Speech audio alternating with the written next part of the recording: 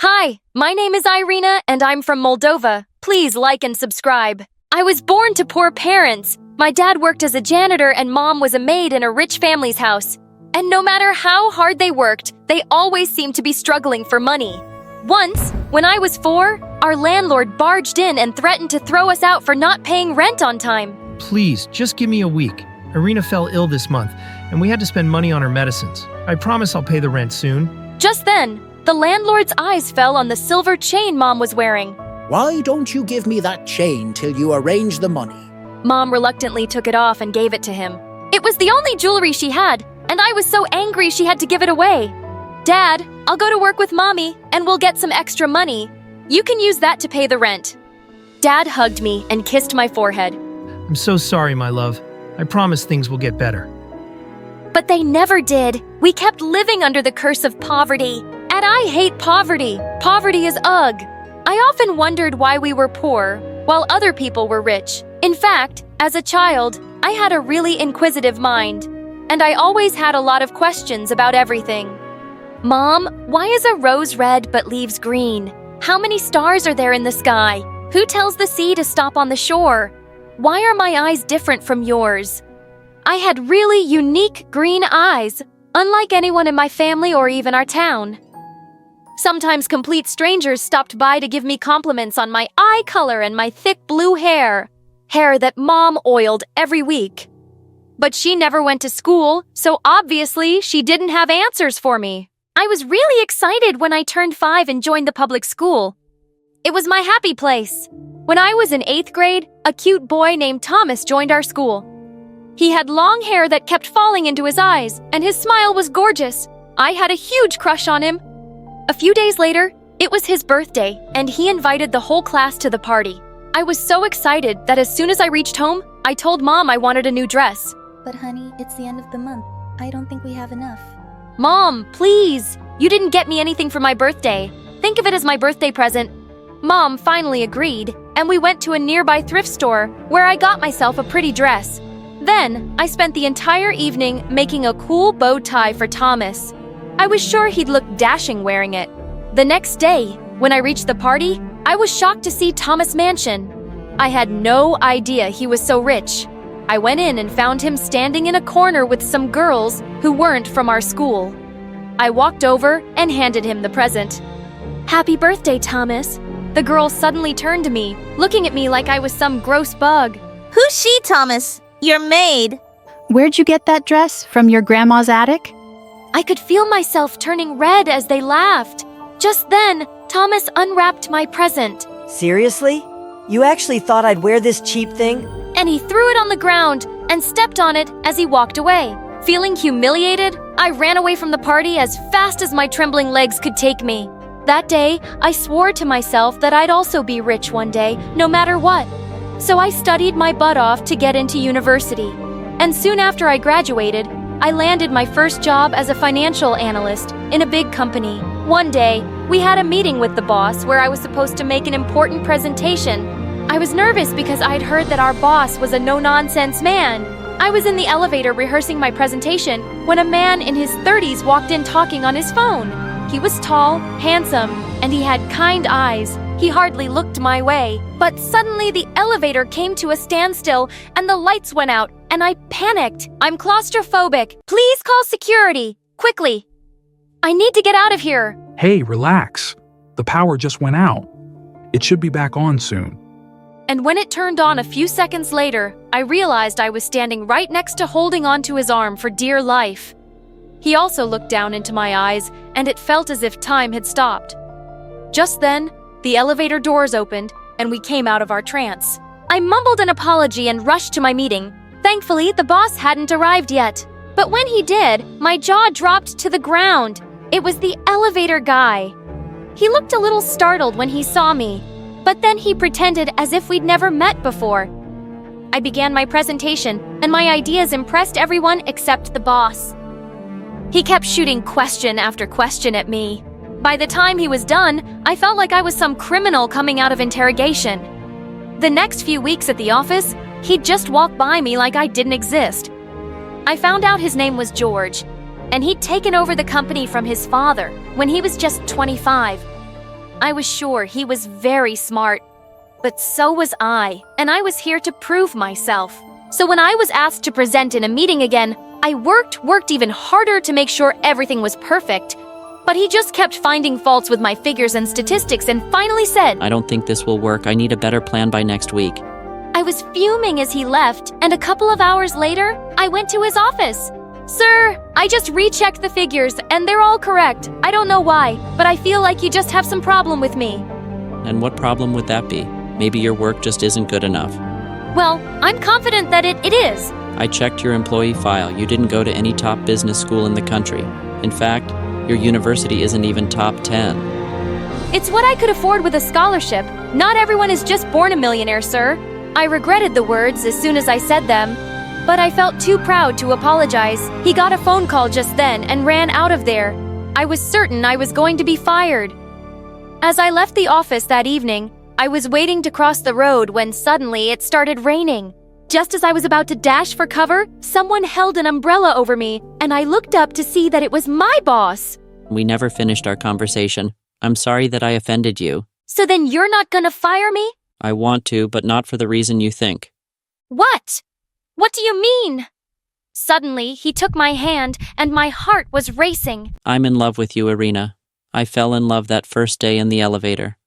I've tried to ignore my feelings and you, but you're all I can think about. And it wouldn't be appropriate to ask an employee to marry me. I was shocked beyond words. My boss wanted to marry me. I don't know what to say.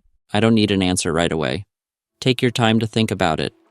His kind smile was so reassuring, and on an impulse, I leaned forward and kissed him gently. He dropped his umbrella as he put his arms around me, and we had a perfect first kiss in the rain. I told my parents about it, and they were beyond happy. Irina, this is a match sent from heaven. You'll never have to worry about money in your life again. Although I didn't know too much about George, everyone at the office always spoke highly of him. And yeah, there was an age gap between us, but it didn't bother me. I really liked him, so I said yes, and we got married a week later. My life after marriage was the same stuff dreams are made of. George loved me to bits and pampered me with expensive gifts, vacations to exotic places, and every comfort in the world.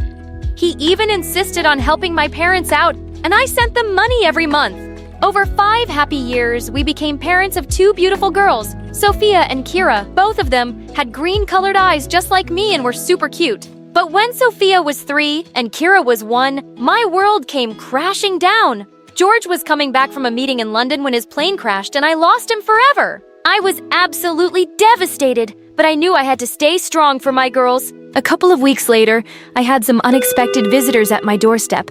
It was a lady with teenage kids, and she looked mad at me. Who are you and what are you doing in my house?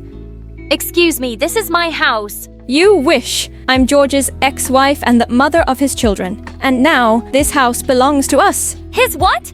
She even went on to show me a copy of his will, and he had indeed left everything to his kids from his first marriage. I couldn't believe it. He'd never even told me about another family, and he hadn't left us anything. I had no choice but to pack my bags and leave with my kids. I moved back to my parents' house since I had nowhere else to go. But my parents had been living off my assistance, and I knew they couldn't feed 3 more mouths. I immediately started looking for work, which was hard, because I'd been out of the job market for so long. In my desperation, I got a job as a cashier at a small store. Mom would take care of Sophia in my absence, but Kira was too clingy. She wouldn't leave me alone at all, so I decided to sneak her into work. The first few days went smoothly, but one day as I was paying for a couple, Kira went straight to their baby stroller. Then she plucked the pacifier out of the sleeping baby's mouth and accidentally dropped it. The sleeping baby started crying, and I had to admit the rogue baby was mine. Naturally, I was kicked out. I tried a few more jobs, but nothing worked because no one wanted an employee who came in with a baby. Then one night, I heard Mom crying to Dad. We don't even have money for tomorrow's milk. How are we going to feed the kids? That night, I made a decision that broke my heart into 1,000,000 pieces. I was going to move out of my parents' house and give Kira up for adoption. As much as that killed me as a mother, I just couldn't see my baby struggling with poverty the way I did. With a heavy heart, I took Kira to an adoption home and kissed her goodbye. She was so little, she would probably forget me soon. I asked a colleague if I could stay at her place for a while. She agreed. So I decided to move in with her, with Sophia, as I sat down in our new room and started to cry. Sophia came running and put her arms around me. Mom, don't worry. I'll take care of you. And we'll get Kira back too someday. A few months later, it was Kira's birthday, and I missed her terribly. So I went to the adoption home, hoping to see her there. I got to know she'd been adopted by a rich family. I somehow got their address. And when I reached there, I saw they were celebrating her birthday. Kira looked like a little doll all dressed up, and her adoptive parents were gushing over her. I felt so relieved that my child was loved. I'd never be able to give her the life that she was leading here, so I quietly went back. I started doing odd jobs until I finally got hired as a junior accountant in a department store. The store's owner was super impressed with what a fast learner I was. I got quickly promoted as a senior accountant. Over time, I invested in some stocks whose prices shot up drastically in a few months. I used the money to start my own accounting firm. And in the next few years, my firm was one of the best in business. I was rich and successful, and I had Sophia, who doted on me. Yet my life felt incomplete without Kira, and Sophia never forgot her either. Mom, we need to bring Kira back home. We have to find out where she is. Honey, the adoption center is not willing to tell me anything about Kira's adoptive family. You think I haven't asked already? But Sophia was determined to find her little sister. And one day, she succeeded too. She came to me looking super excited. Mom, I've got some great news. One of my friend's moms started volunteering at the adoption center where we left Kira. And guess what? She went through the records and gave me this today. I took the paper. She was waving excitedly in front of me. Sure enough, it had Kira's picture and her birth date, along with the details of her adoptive parents. We finally get to see Kira. We'll be a family again. Let's go to this address and bring her back. Sophia, it's not that simple. We don't even know if Kira knows she's adopted. So what? We can tell her. And what about her adoptive parents? They cared for her all these years, and now we'll just go and ask them to give us our Kira back. Mom, I don't care. We've waited so long to find out where Kira is, and now we can't just sit and do nothing about it now. I had no choice but to tell her that I knew where Kira was all along. You knew? I've been looking for my sister like a crazy person all this while, and you knew everything and still kept quiet. How could you do that, Mom? Sophia, please don't be mad at me. I'm already so scared that Kira must hate me for abandoning her. I won't be able to take it if you start hating me too. As my voice broke, Sophia immediately softened and hugged me. I could never hate you, Mom. I have seen everything you had to go through for me. I promise to give you all the happiness you deserve. It was my birthday a week later, and Sophia said she'd reserved a table at my favorite restaurant and asked me to meet her there for dinner. When I reached the restaurant, I spotted Sophia and walked over to her table. But my heart almost stopped when I saw another girl sitting there too. She was around 12, and she was beautiful with her thick, long hair and green eyes. Kira, is that you? Kira looked just as stunned to see me. Mom, I found Kira, and I told her everything. She doesn't hate you, okay? She really wanted to see you. And suddenly, all that pain I'd been carrying in my chest for years became too overwhelming, and I started crying like crazy. Kira stepped forward and put her arms around me, and I hugged her like I'd never let her go. I missed you so much, my baby, every single day. I didn't forget you for a moment. I still hear your voice calling me. I love you so much. I'm so sorry, Kira. I love you too, Mom. I always wondered what you looked like. What? What about your parents? Do they know you're here seeing me? Yes, they know. They're okay with it. Why can't I have two families and two moms? Just then, Sophia came and hugged us both. Mom, isn't this the best birthday surprise ever? Happy birthday! It was the happiest moment of my life. Hi, I'm Emery, and this is my story. But before I continue, please like and subscribe. When I was a kid, my parents always fought a lot. Mom got so fed up that she yanked me out of bed one night and snuck me out the door. Mom, I'm sleepy. I want to go to bed. Shh. Quiet. The next thing you know, we'd moved to a tiny apartment in a strange town, and I hated it. I screamed and cried for Mom to take us back home. Take me back! This is whack! I tried reaching out to my dad, but he was always too busy. That made me sad. But Mom found ways to cheer me up. Eventually, I got used to our new place, and hanging out with Mom was pretty cool. After a while, Mom met someone new. Soon they were married, and we moved into a new house. My stepdad was nice, but his daughter was a witch. Hey Naomi, welcome your new mom and stepsister. Welcome them. You, Dad, they're poor.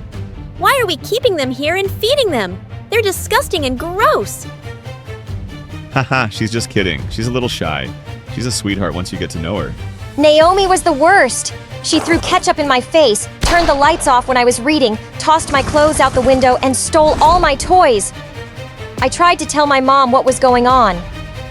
Hey babe, we're guests here. Naomi is a bit spoiled, but we have to learn to accept her. Thank God Naomi and I didn't go to the same school. Naomi went to an expensive school for brats, and I begged my mom and stepdad to let me stay at my old school. But a few years later, things took a turn. My stepdad's company lost a ton of money and he couldn't keep up with the bills. Girls, money is tight, so we'll have to enroll both of you in public school. Public school? No! Naomi threw the biggest tantrum and refused to eat for a week. Though I caught her sneaking cookies from the kitchen at night. On the first day of school, Naomi acted like a total spoiled brat. Hey everyone! You may see this girl talking to me, but that doesn't mean we're related. She's just our maid. No, she's our maid. No, she's our maid. No, she is our maid. No, she's our maid. Naomi and I fought all the time.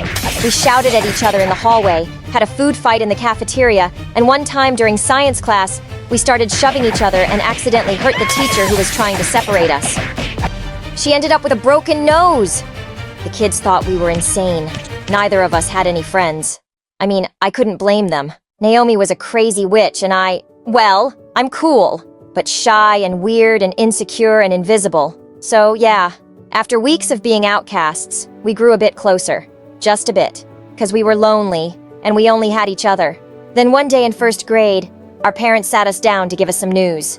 We're gonna have a baby. Oh really? That's cool! A baby? Why would you go and do a stupid thing like that? The baby came and my parents were so happy. A beautiful little boy. Isn't he precious? Let's call him Sam. I fell in love with Sam immediately, even though he was annoying. He cried a lot and peed all over the place. Naomi avoided Sam like the plague. She'd lock herself in her room and only came out to eat. Look at his stupid, dirty face. Oh my God. Why is he throwing food everywhere? I played with Sam every day. You're so good with him.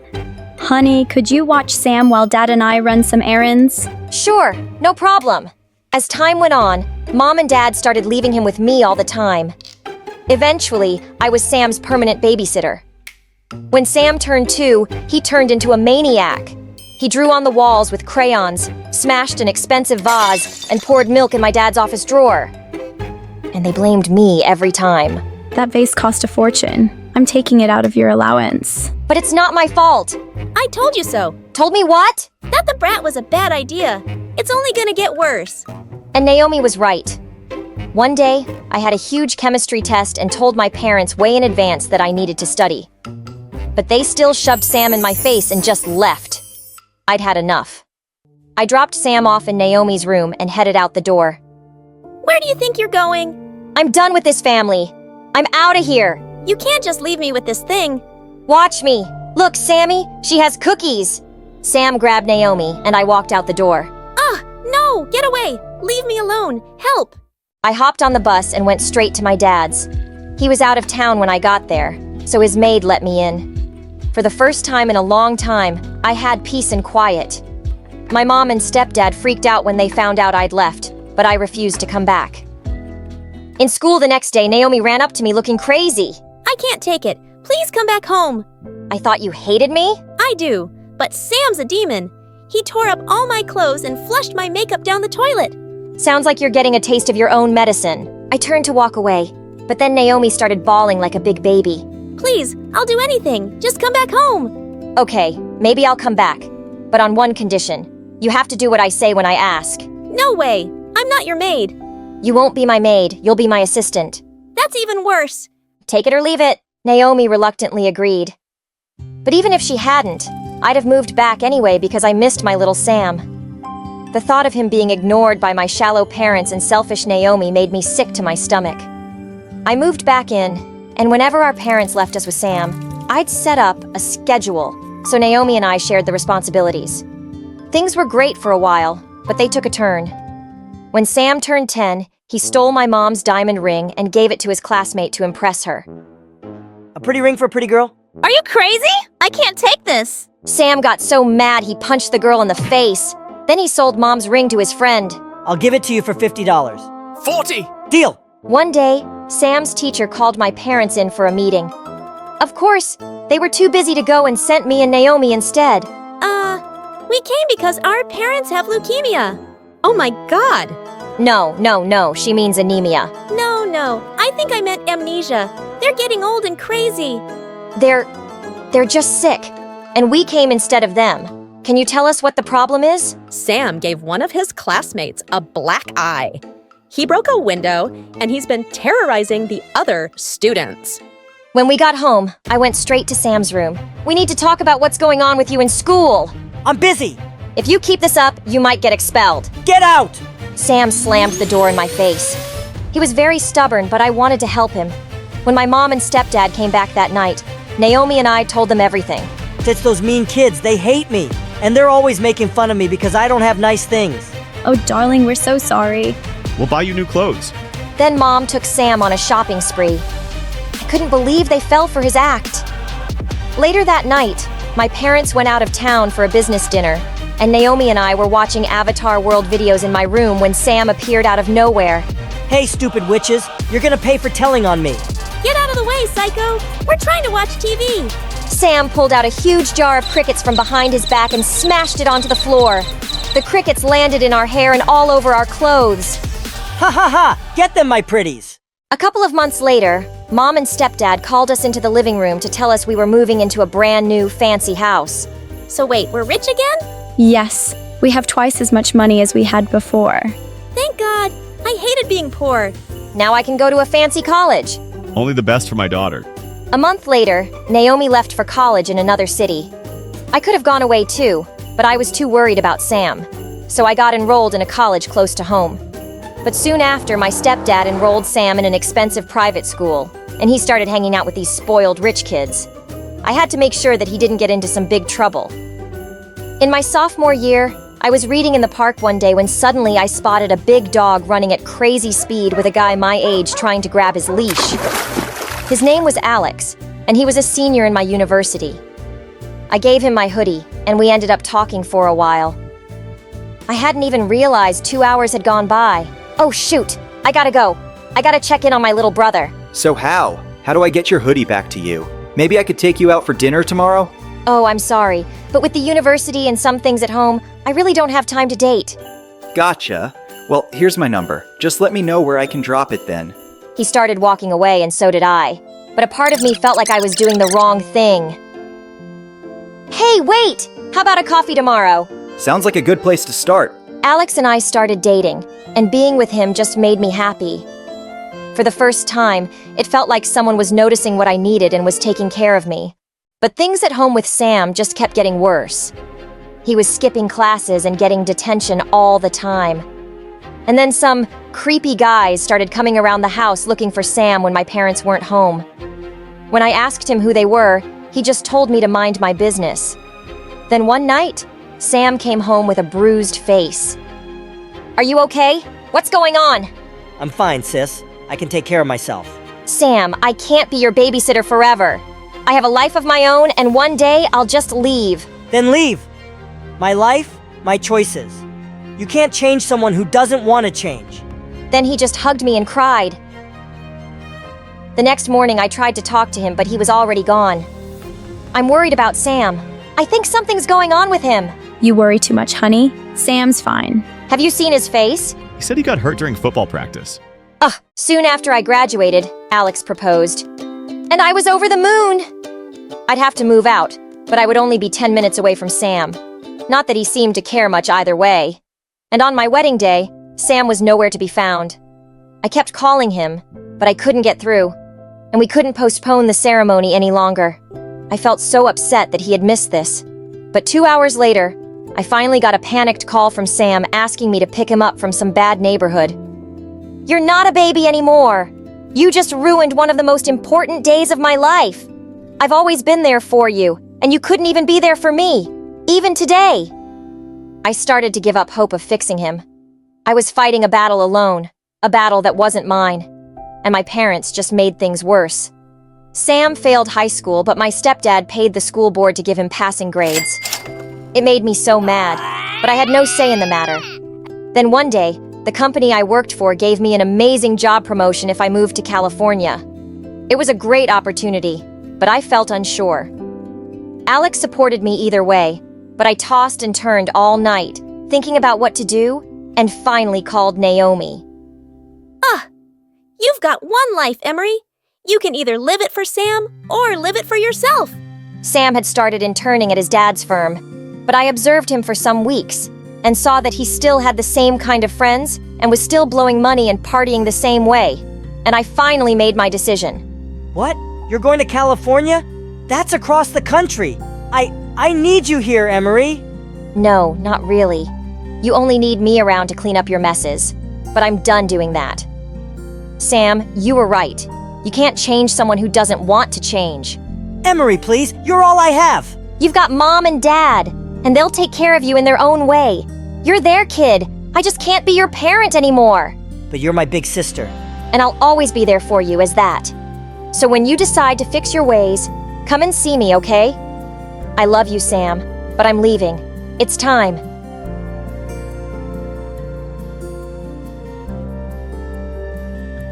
Hey guys, I'm Amelia from Denver, and this is my crazy story. Please like and subscribe first.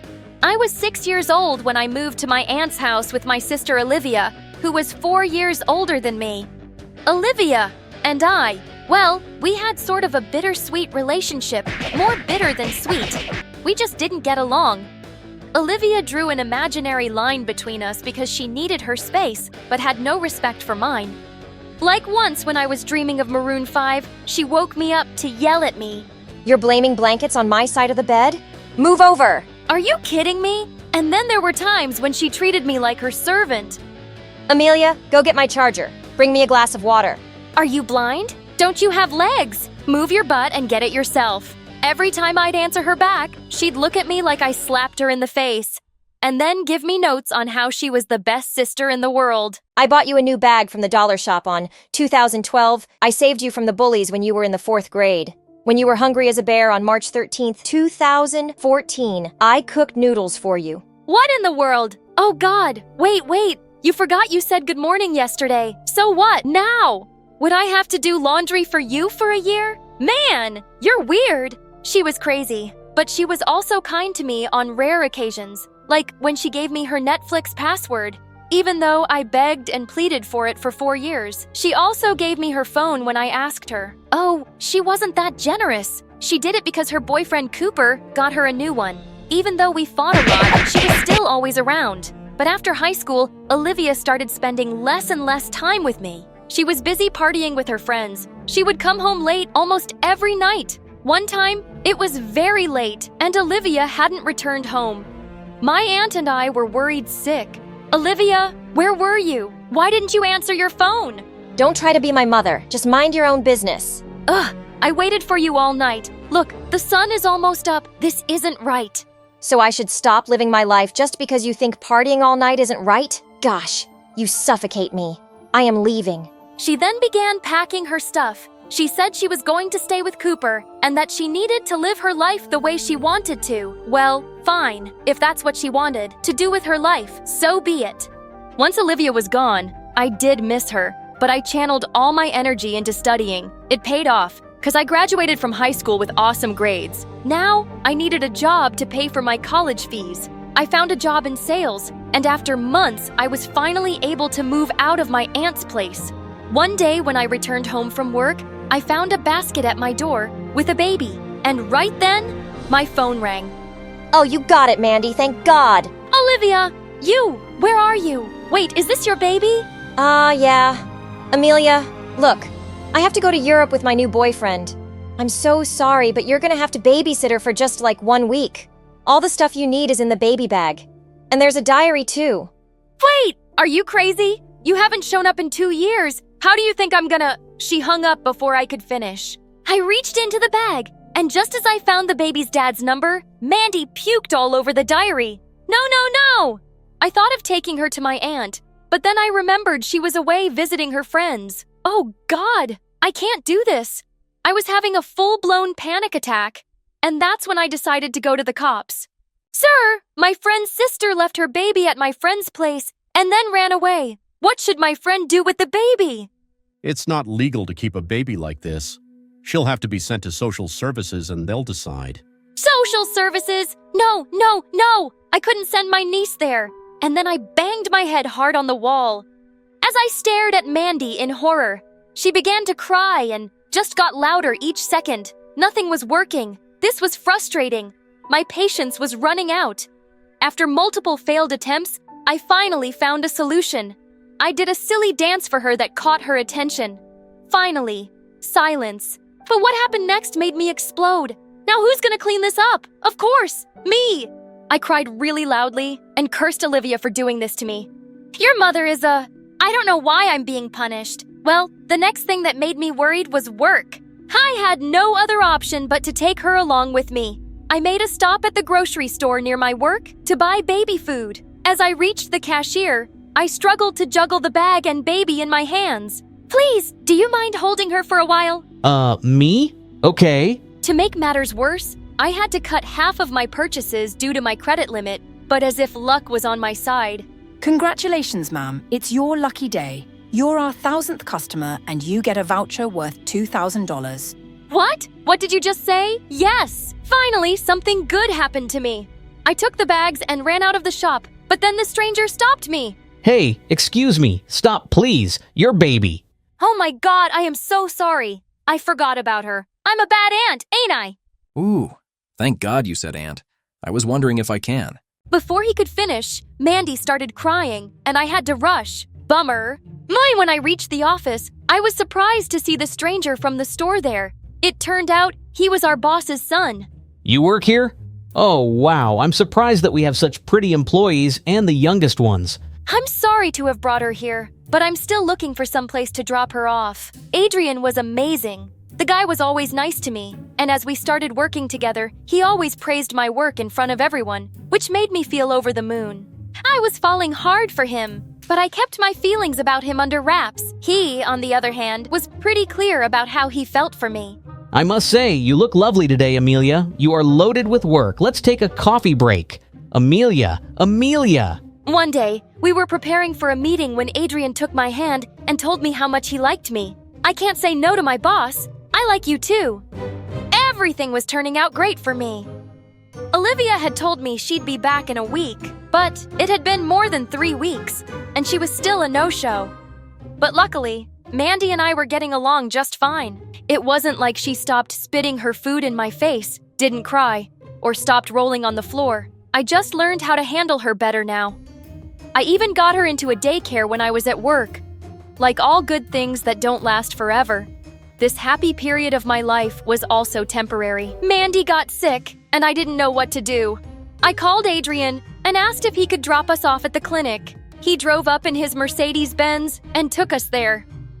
Thank God it wasn't anything serious. On our way back, I invited Adrian over for coffee at my place, but what he said next surprised me. You live here? It's so tiny, and untidy too. As he walked around, he stepped on a toy and screamed, "Ouch!" He looked pissed and threw the toy against the wall. I was shocked at how he acted. I'm sorry the house is messy. It's not your fault. I was thinking you could always give her up for adoption. She was your sister's mistake, not yours. Or have her come back and take care of her own kid.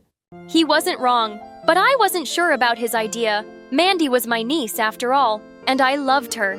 The next few days, Adrian kept bringing up the idea of sending Mandy to social services. Even though I tried to contact Olivia many times, her number was off. Just a week later, I was having an amazing sleep when someone jolted me awake. It was Adrian. What happened? Is Mandy all right? Yeah, she must be. But, Amelia, you fell asleep during our presentation. What is going on with you? You need to pull yourself together and give the baby to someone. Her dad? He was right. When my aunt came back from the trip, I went to her house and asked her if she knew about Cooper. She gave me his number, and when I contacted him, he was shocked to learn that he even had a baby. Oh my god, she looks just like me, my carbon copy. I can't believe Olivia hid this from me.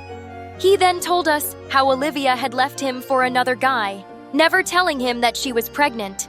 I felt really bad for him. I couldn't believe my sister would stoop so low. When Cooper took Mandy away, I realized how much I missed her. Those tiny hands and feet, that toothless smile. Gosh, I wanted to hug her just once more. I busied myself with work, and it went well with Adrian. He gave me expensive gifts and would take me out for dinner every day. One time while I was out with him, I mentioned how much I missed Mandy, and he just snapped. Mandy, Mandy, Mandy. It's always Mandy for you all the time. I'm sorry. Look what I got you. I need to go, please. As soon as I was out of the restaurant, I went to Cooper's place, and what I saw there had me laughing. Cooper had a pacifier around his neck, Mandy in his arm, milk powder in his hair, and a rattle in his other. I'm sorry, but I can't stop laughing. It's okay. At least I made you laugh. Let me try. Oh, you made her sleep even faster. As he cleaned up the mess, I helped him, and we felt exhausted and hungry by the end. We ordered online, and honest to God, the food was 100 times better than the fancy restaurant Adrian loved taking me to. Right then, my phone rang. Think of the devil!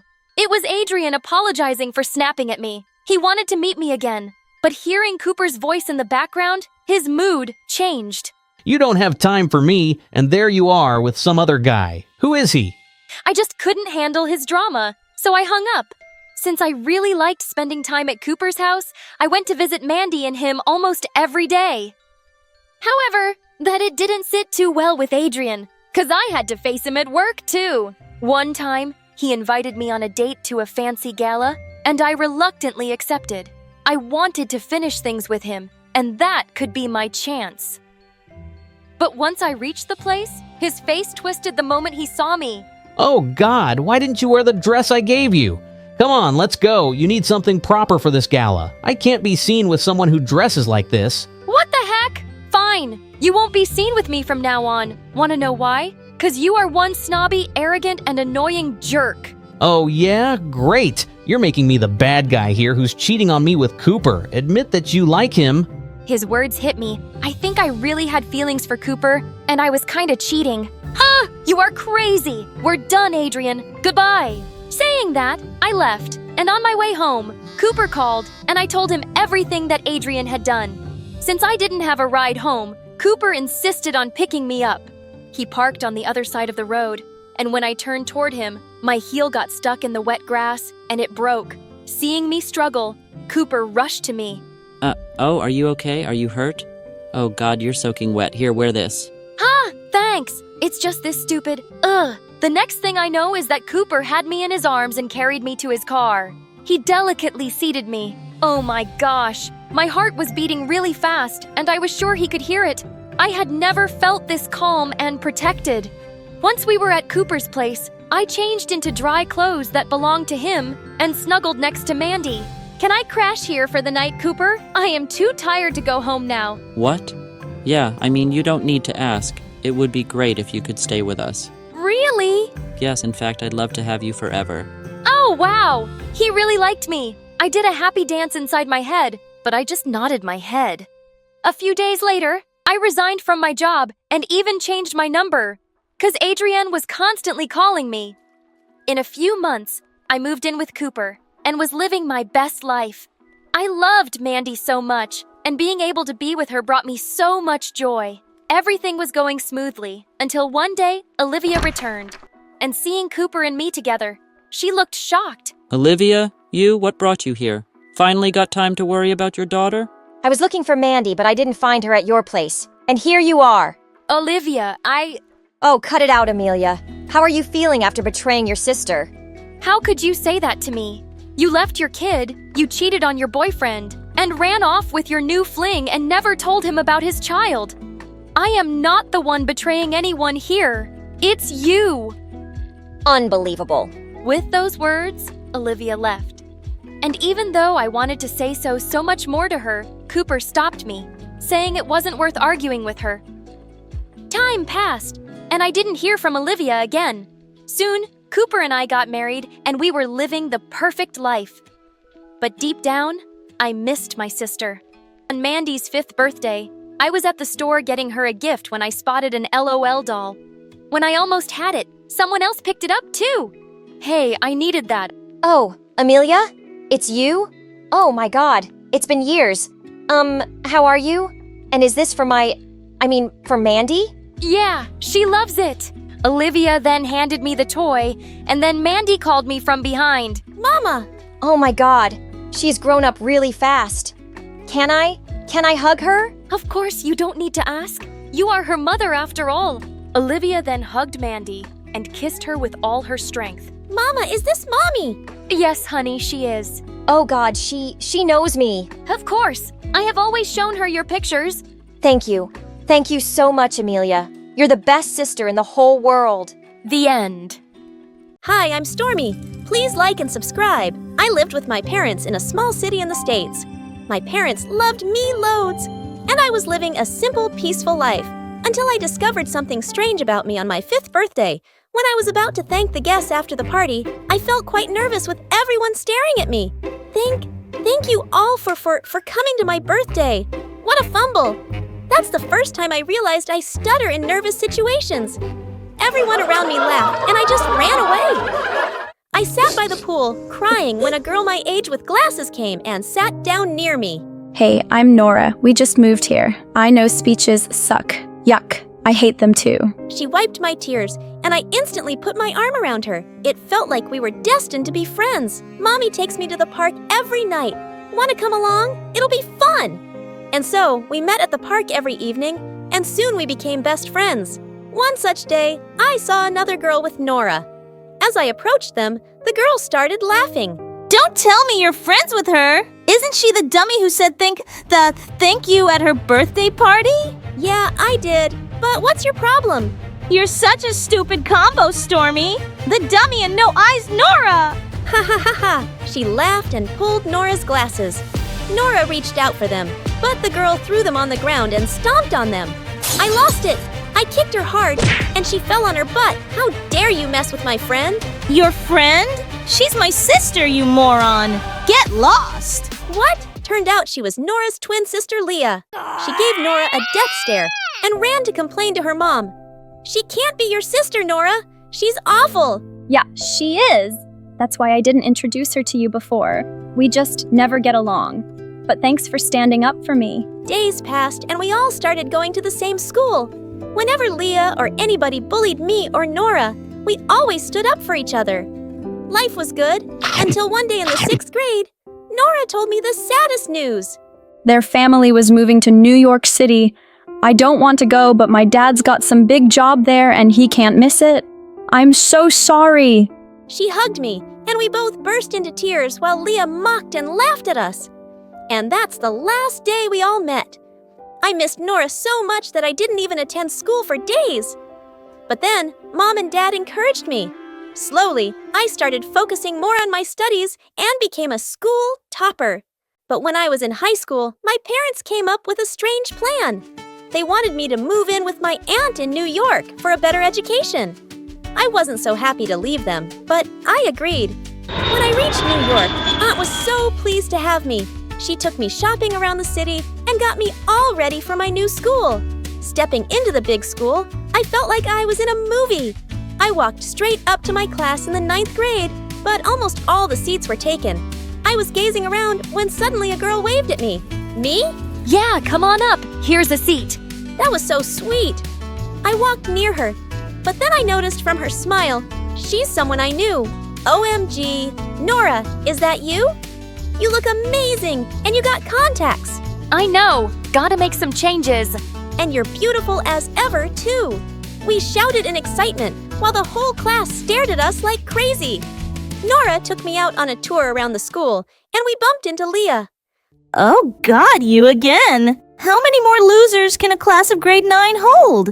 And she had a set of minions here too around her. Seems like she hadn't changed one bit. Well, Maybe you can leave and never come back so the class will be one loser less.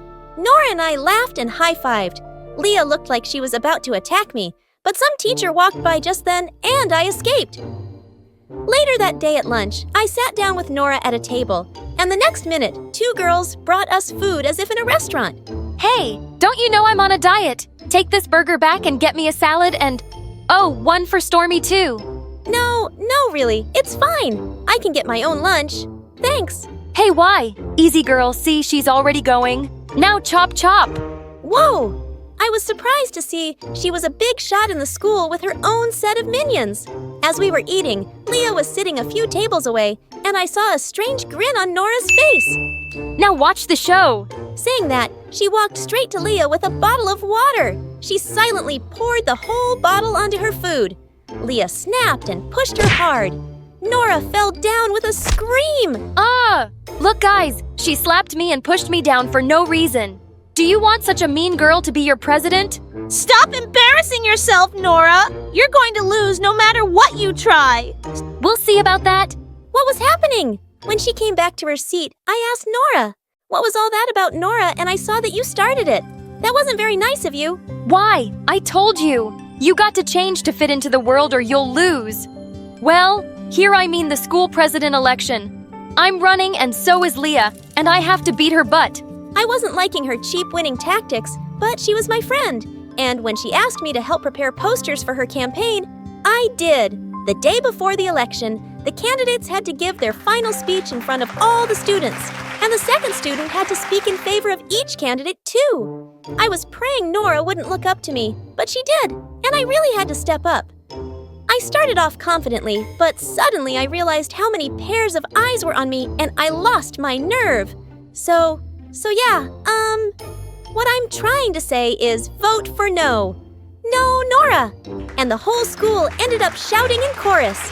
No, Nora! Nora looked furiously at me and stormed off. I called her out, but she didn't stop. Gosh, I'd messed up, but I hadn't done it on purpose. She shouldn't have asked me. And when the election results were announced, Leah was declared the winner. I knew Nora would be really mad, but I had no idea what she'd do next. Just as the previous president was putting the president badge on Leah, Nora came charging straight at her onto the stage and knocked Leah over. She ripped the badge right off her shirt. I jumped onto the stage to stop her, but just then, she pulled Leah's hair and it came off. OMG, it was a wig! Everyone looked stunned to see Leah hairless. Nora just stood there grinning, while Leah looked around horrified. I thought you'd at least keep this promise, Nora. You suck! She burst into tears and ran off. As Nora walked off the stage, I went after her and grabbed her arm. Are you crazy, Nora? How could you do something so awful to your own sister? Who are you? What have you become? Who are you to ask me that, you stuttering moron? You cost me the election too. She pushed me so hard that I hit the wall. I lost it. I attacked her back, and it was a big fight that landed both in detention. But at least I was clear about something now. I was not going to be friends with her ever again. I didn't even know who she was anymore. I felt bad for Leah, but she didn't show up for days, and Nora was just going out of control. She made the whole class sign a petition for a re-election and sent it to the principal. Worse, she used Leah's absence and told everyone she was the acting president. So class, today, we're all going to skip the math test and go watch the soccer team's rehearsals. They're amazing! We're not listening to you, Nora. You can go if you want, but we'll be right here in class. You always were such a loser nerd, Stormy. Don't talk back to your president. You are skipping math. Everyone will. Because I said so. That was insane. And there was no way I was going to listen to her. I stayed back in class, and I was glad at least some of the other kids did too. Weeks passed, and finally Leah showed up for the exams. But she wasn't the same girl anymore. She sat in the last seat in class and didn't talk to anyone the whole day. I decided to go talk to her. When I went to her at lunch, she immediately stood up and started walking away. Hey, wait up! You don't have to run away from anyone. If you start running, you'll have to do that your whole life. Just stop. And she did. She came back and sat down next to me for lunch, and I saw Nora and her gang staring at us from afar. But I couldn't care less. I shared my lunch with Leah, and slowly, she started getting comfortable. She told me she got a strange condition called alopecia a year ago, which made her lose most of her hair. She even apologized for being so mean towards me. You know, all these years, I thought being mean to people says you're tough and strong. The way I treated you and Nora till now, I think I deserve this shame. No, you didn't deserve it, Leah. It was cruel. But I'm glad you realized your mistakes, and I hope this means we can be friends now. We started hanging out in school, and even at my place to study together. And she was actually quite easy to get along with. We aced the exams, and I was really looking forward to junior prom, but Leah seemed reluctant. Actually, I don't think junior prom is a good idea, but you should go! It's just me! Oh, come on, Leah. You're the president now. You mean the hairless president? If only it was a Halloween party. You could come as Voldemort and win. Ha ha ha. Shut up, Nora. There's a big difference between being hairless and heartless. You should be more worried about how ugly you are on the inside. How come you don't stutter at all when you raise your voice at me, Stormy? Was it a plan to make me lose the election then? Think whatever you want to. I don't care. See you at prom. Leah and I walked out. I took her shopping that evening, and we got some beautiful dresses for the big eve. And I bought something that shocked Leah, a bald wig. This is gonna complement my costume.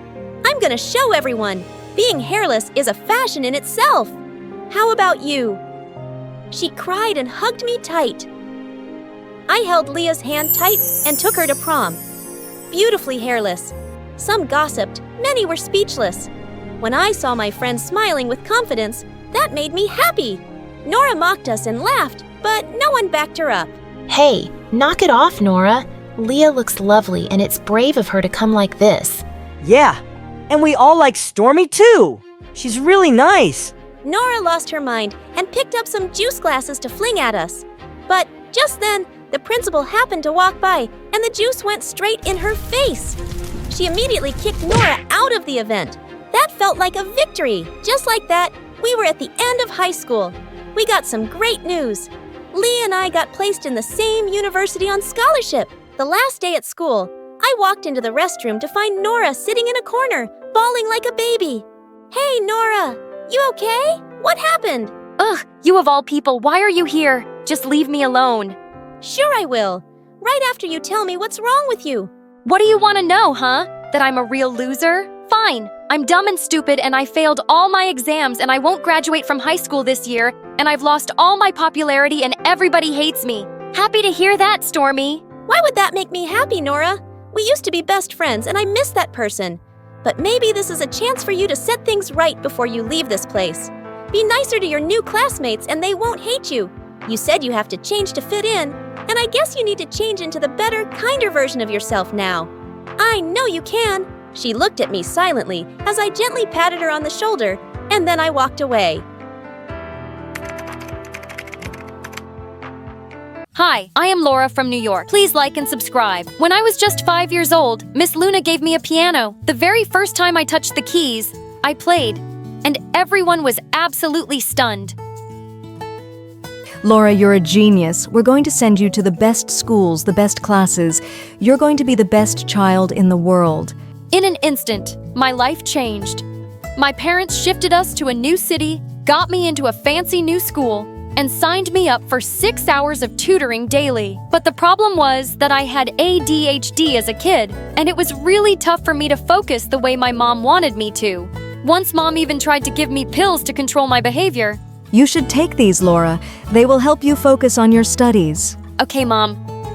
When she left, I threw the pills in the trash. What if she wanted to poison me? My mom made me hate studying, so I had no choice but to start sneaking out when my parents weren't looking. My little escapades were awesome.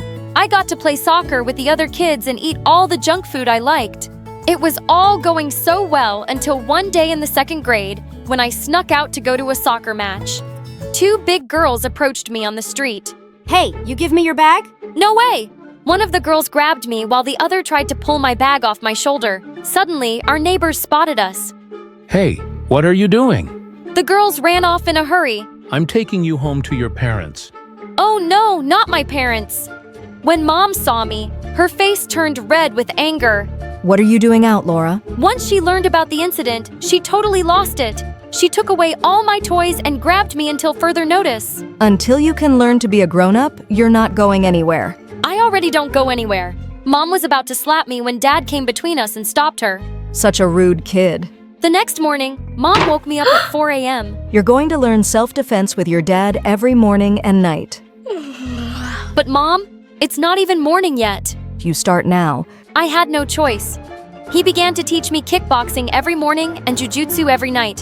One day, I was heading to an advanced math exam. My mom had been grilling me about this paper for a year.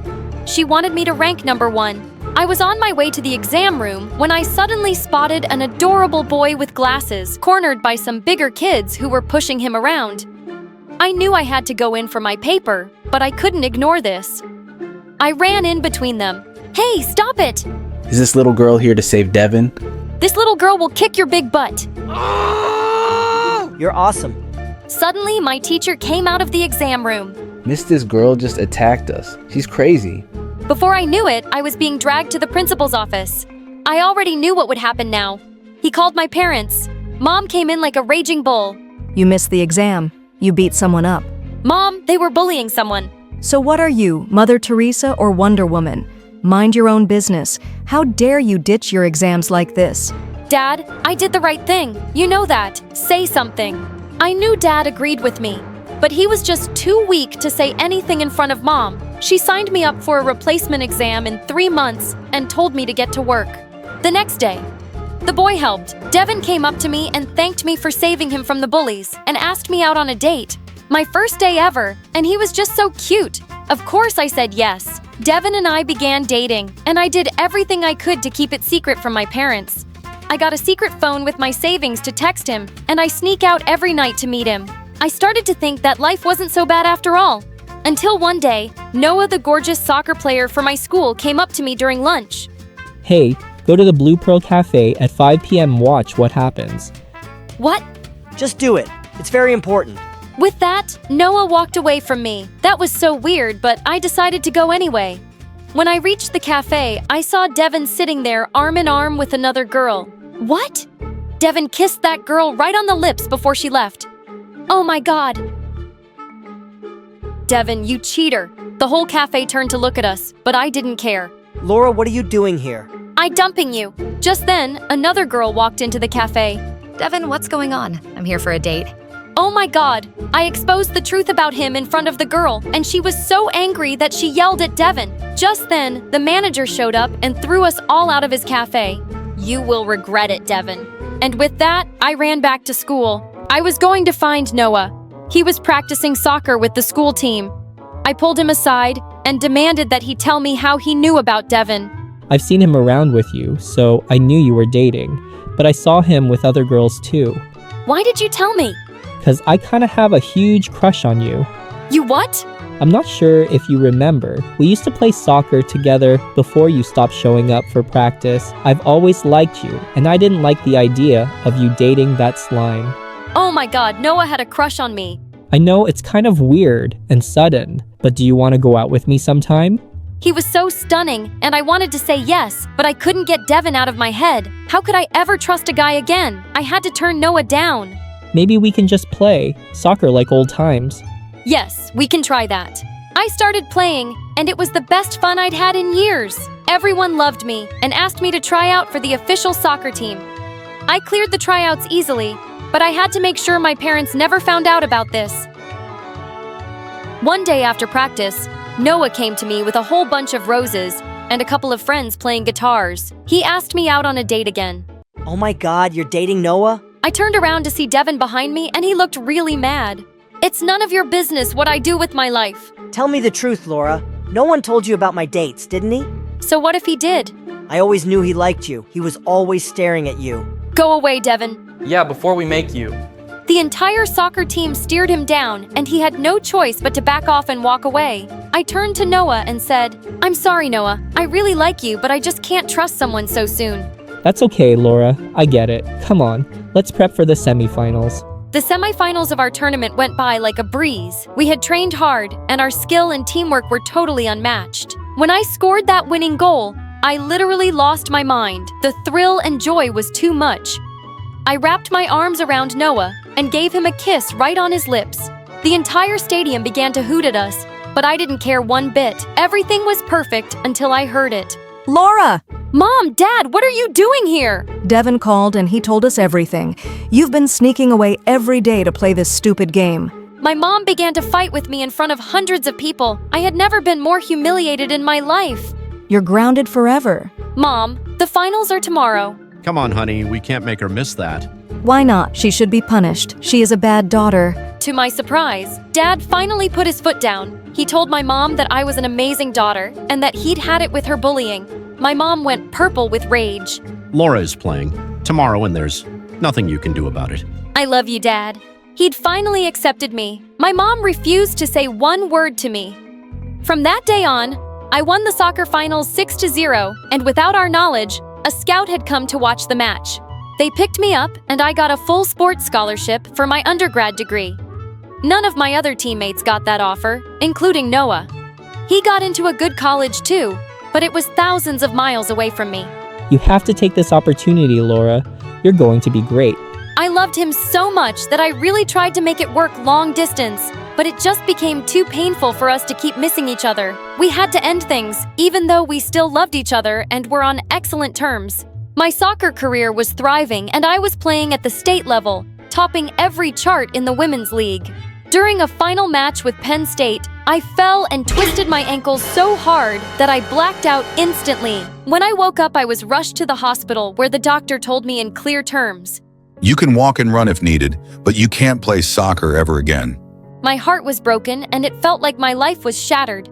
I went back home and my dad consoled me and supported me. My mom made a few snide comments about how she was right, but Dad chased her away.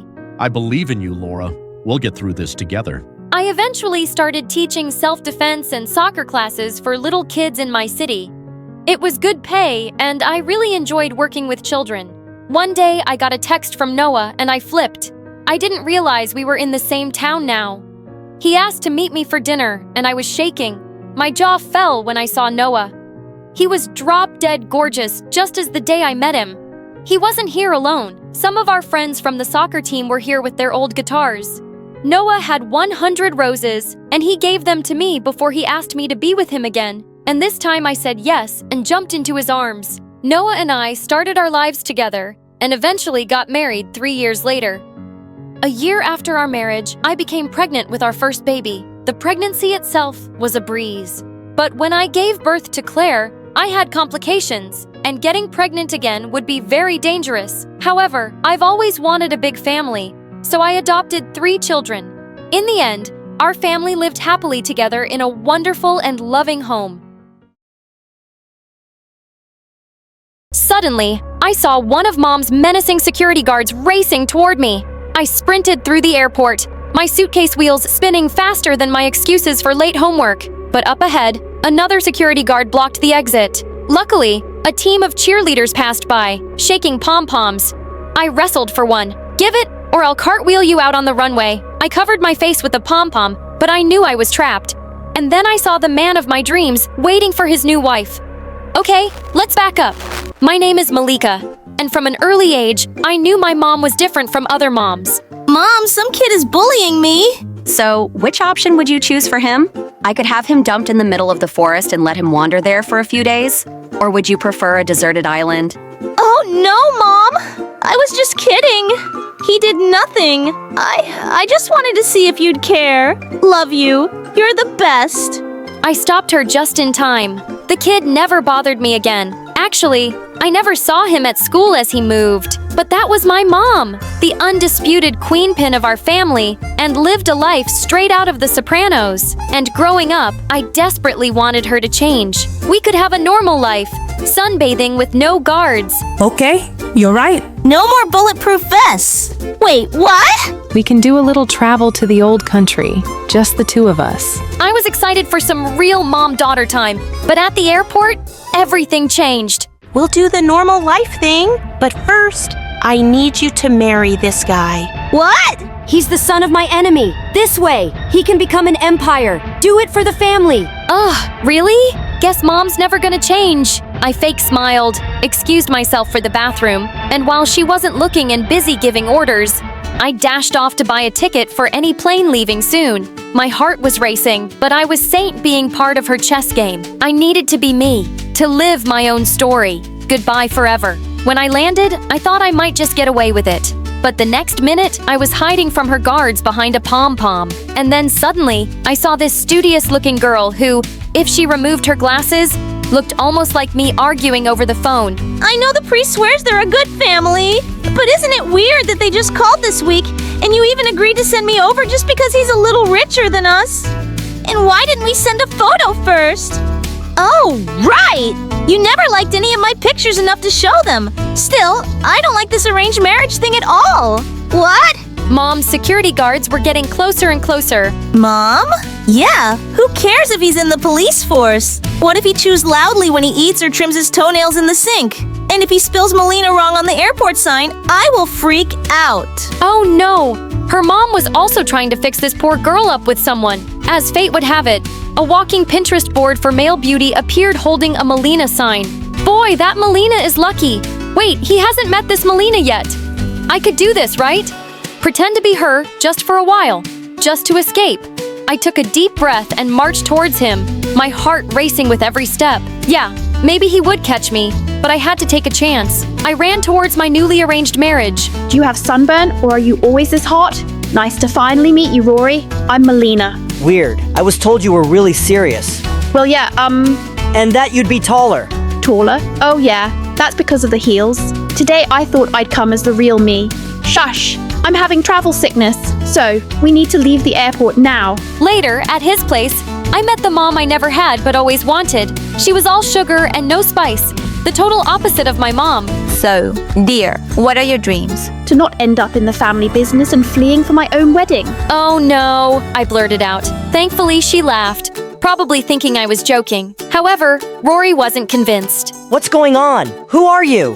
For a second, I thought it was all over. But now it wasn't that simple. I had one more trick up my sleeve. Oh, Rory, you caught me. I'm actually an international spy on a secret mission, and I thought you'd make the perfect cover husband. Before he could say anything else, his mom stopped his interrogation and he stormed off. But then he tripped on the stair step, and we couldn't help but laugh, like we'd been best friends forever. Once she caught me staring into space, secretly freaking out about Mom, and she sat down with me and held my hand. If you're worried about anything, just tell me. Honey, I'll always be here for you. Part of me just wanted to tell her the truth, but I couldn't. This was exactly the life I'd always wanted. But then, a few hours later, Rory's mom's phone went off. Oh, a big hi. Hey, Melina, it's your mom. I jumped for the phone as quickly as a cat chasing a laser and snatched it out of her hands. I tried to hang up, but I was so nervous I couldn't hit the right button. My daughter had to come back because your son never showed up. I thought you were serious and good people. The deal is off. Luckily, Rory's mom didn't hear that, and at least Melina won't be coming to Rory's house anytime soon.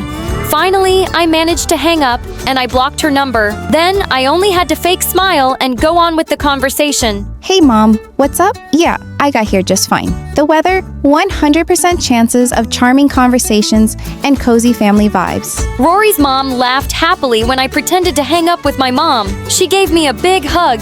Just to think, Rory didn't want to take your number in the first place. I had to force him to meet up with you. It was the best thing I ever did. Ah, I loved her. Although Rory's mom already treated me like her own daughter, Rory was still icier than a snow cone in a freezer. But that changed. One afternoon, we were walking in the park when his mom, while trying to feed some ducks, fell into the lake. She didn't know how to swim, so she started screaming for help. I immediately jumped into the water to rescue her like a superhero, only to remember seconds later, I didn't know how to swim either, so I started screaming for help. Rory ran towards us and jumped into the lake too. And guess what? Yeah, he didn't know how to swim either. Still together, the three of us were able to float to shore and get out of the lake safe and sound. I'm sorry. I panicked and didn't know what to do. Don't apologize. You were pretty brave. He smiled for the first time. I couldn't help but blush. I'm just glad you're okay. Wow, did he, care? Wait, did I care? Then I noticed that my phone was completely soaked. It was still spitting water. Oh no! I was about to give it mouth-to-mouth resuscitation. But Rory took it and coolly went off to perform some tech surgery till it was as good as new. What a dream! Thanks! You're welcome. From that moment on, Rory was even sweeter than his mom. It was almost like that drowning incident had made him fall for me, and I was starting to feel the same. I was having the best time of my life, but then my nightmare finally came true. Melina and her mom showed up. Apparently, Rory's mom told everyone how happy she was with me, and the word reached them. Mom, you were right about us needing to come here. There's something not right. And you're the imposter. You think you can just waltz in and take over my life? I never wanted this. I was just trying to escape my mom. I had to come clean and tell them everything, but they were still super mad.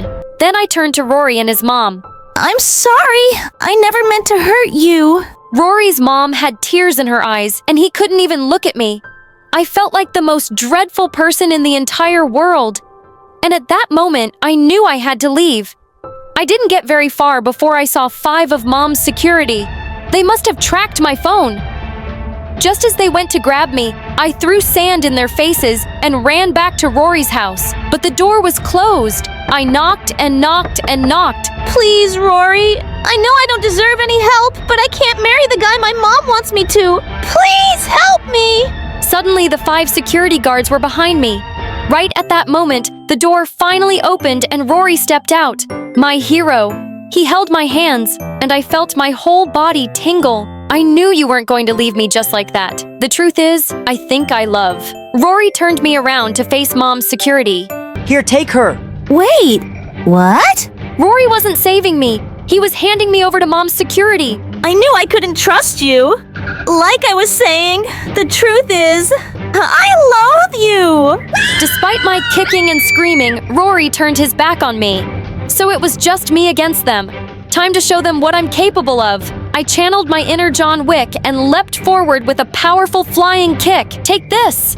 They just caught me in midair and dragged me off.